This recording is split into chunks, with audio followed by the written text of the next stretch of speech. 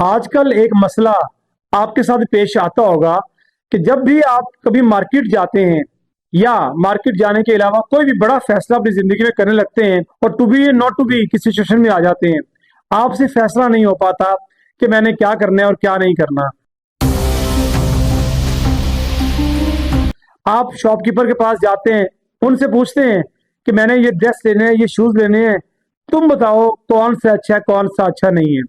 خیر یہ تو چھوٹے چھوٹے معاملات ہیں زندگی کے، لیکن جب بڑے معاملات زندگی کے آپ کے سامنے آتے ہیں، آپ کو اس وقت فیصلہ کرنے کی، صحیح فیصلہ کرنے کی ضرورت ہوتی ہے، لیکن آپ نہیں کر پاتے۔ کیوں نہیں کر پاتے؟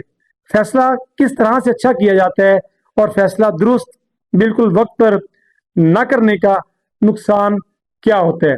محمد علی باکسر ہمیشہ کہا کرتے تھے کہ ایسا مکہ جو آپ کے رنگ کے اندر لڑتے ہوئے مارنا یاد نہ آئے، وہ باہر آ کر اپنے منہ پہ مار لینا چاہیے۔ موقع کے اوپر فیصلہ کرنا کس طرح سے آپ کر سکتے ہیں، ضروری کتنے مسترف آتے ہیں۔ سب سے پہلے دیکھیں کہ what is decision making, decision making ہے کیا اور کس طرح سے آپ سمجھ سکتے ہیں کہ اصل فیصلہ ہوتا کیا ہے، پھر اس کی امپورٹنس آپ جانیں گے۔ گوگل سے پوچھتے ہیں، گوگل بتاتا ہے کہ making good decisions involves the process of careful consideration, information gathering and analysis of potential outcomes۔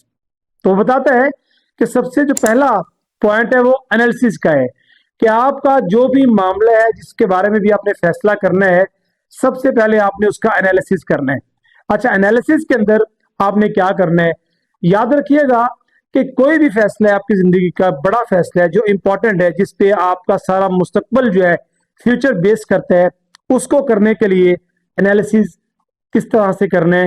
آپ کاپی پینسل پکڑیں گے، انالیسس کرتے ہوئے اس ڈیسیژن کے جو آپ نے کرنا ہے، جو آپ سمجھ رہے ہیں کہ میں یہ کر لوں، اس ڈیسیژن کرنے کے میرٹس اور ڈی میرٹس الگ الگ نوٹ ڈاؤن کر لیجئے۔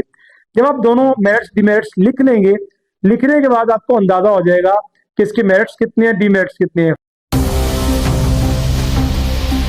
فائدے کتنے ہیں، نقصان کتنے ہیں، بہت ساری چیزیں آپ کے سامنے آ جائیں گی کہ آپ نے نوٹ ڈاؤن کر لیا۔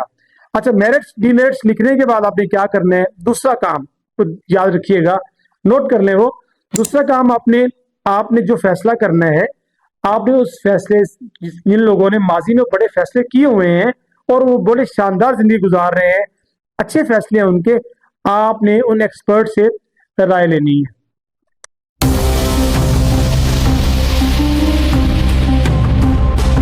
یہاں میں آپ کو ایک چھوٹی سی بات بتاتا ہوں۔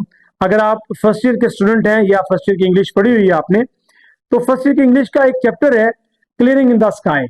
اس میں جو ہے جیس ٹاٹ جس کا رائٹر ہے، وہ کہانی لکھتا ہے کہ ایک بوڑھا باپ پہاڑوں کے اوپر جا کے سبزیاں اگاتا ہے اور نوجوان بیٹا اس سے پوچھتا ہے کہ ابا جان، اتنے اوپر جا کے پہاڑوں کے اوپر سبزیاں اگانے کی کیا ضرورت تھی؟ آپ سبزیاں نیچے بھی اگا سکتے تھے۔ تو وہ بتاتا ہے، بڑی شاندار لائن بولتے اپنے بیٹے سے کہ my son you can't understand until the age of 70 years and 10، یعنی کہ آپ 70 سال کی عمر تک جب تک نہیں ہو جاتے، آپ کو اس راز کا پتہ نہیں چلے گا۔ دراصل وہ شخص بیمار تھا اور روز بروز کچھ چڑھائی چڑھتا تھا۔ ڈاکٹر نے اس کو منع کر رکھا تھا کہ آپ زیادہ چلا مت کریں، بٹ وہ ہمت دکھانا چاہتا تھا۔ اس کے دل میں یہ خواہش تھی کہ میں کوشش کروں گا۔ اس نے سن رکھا تھا کہ good practice makes a man perfect, میں جاؤں گا تو آہستہ آہستہ ٹھیک ہو جاؤں گا۔ روزانہ وہ اپنی منزل طرف جاتا، پہلے اس نے کم بلندی پہ سبزیاں اگائیں، پھر اس کے اوپر جا کے، پھر اس کے اوپر جا کے، اور پھر پہاڑ کی چوٹی پر جا کے انہوں نے وہ سبزیاں اگائیں۔ تو بیٹا یہ بات سمجھ نہیں پاتا۔ رائٹر یہ بتانا چاہتا ہے کہ experience has no alternate in this world, تجربے کا کوئی نعم البدل نہیں ہے۔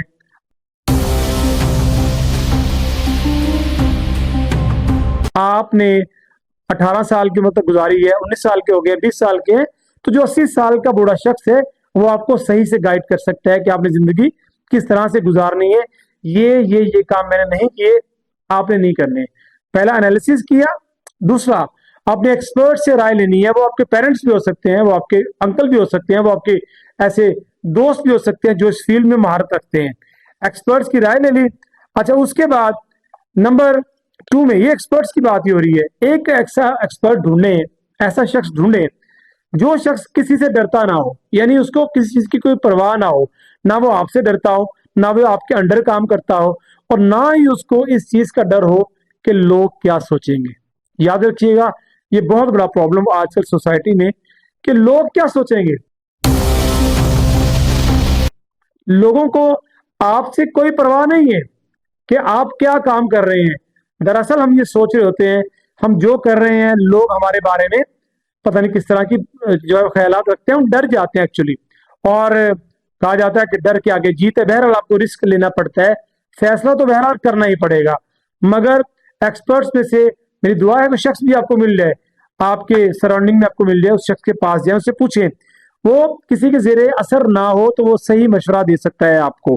بہرحال اور یہ دو چیزیں. اور نمبر 3 سب سے بڑی بات, بینگ اے مسلم, ہمیں دعا کرنی چاہیے, ہمیں اپنے اللہ سے مشورہ کرنا چاہیے بڑے معاملات کو فائنلائز کرتے ہوئے, اس کو آپ کہہ لیں کہ اپنا فیصلہ کرتے ہوئے جو استخارہ کی دعا ہے, اللہ سے مشورے کی دعا ہے, وہ کر لیجئے. یہ 3 پوائنٹس نوٹ کریں. انالیسس ہو گیا, اور اس کے علاوہ دوسرے نمبر پہ جو ایکسپرٹس ہیں ان سے رائے لینی ہوگی. نمبر 3 استخارہ ہے. یہ 3 پوائنٹس کر لیں, آپ کے فیصلے بہت شاندار ہوں گے.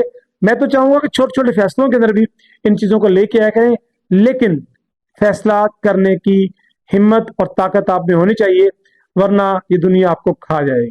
Thank you.